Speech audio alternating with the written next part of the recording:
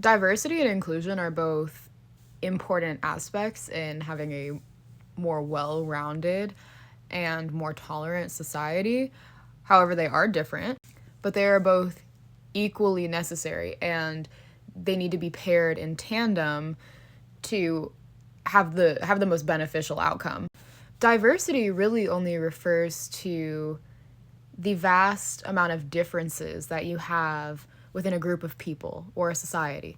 So if you have a little bit of everything, every culture, every gender, ethnicity, race, etc., just sprinkled into a group of people, you have achieved diversity.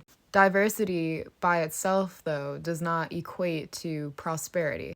I can have the widest range of demographics in history, but if I put one specific person or group of people in a position of power, giving them all the access to resources, education, jobs, if I'm putting these people in a position of power and authority and success and discriminating against all other people, then what have I truly achieved with the diversity?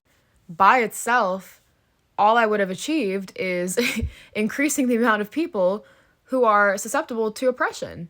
Inclusion, however, aims to integrate people of various backgrounds into one unifying society.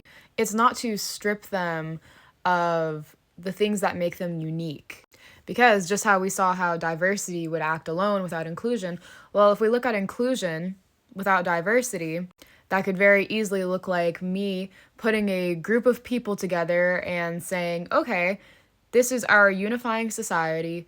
You have to assimilate. So sure, you may be included. However, you no longer have your individuality. It is so important that these two principles are paired together.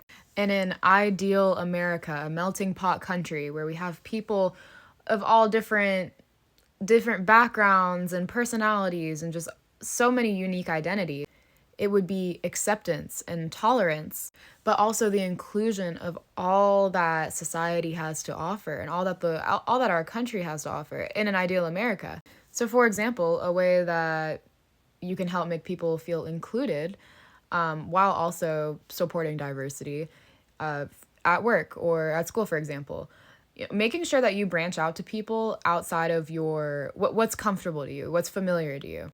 Maybe somebody who looks different, maybe somebody who dresses differently, somebody different, making sure that you give them the same opportunities for friendship and inclusion that you would to the people who are more similar to you. This is a simple way that you can practice inclusivity while also practicing acceptance of diversity and tolerance.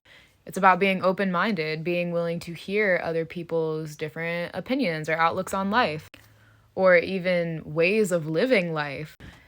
Being able to accept them for their differences and also continue to treat them fairly how you would anyone else. Thank you for watching.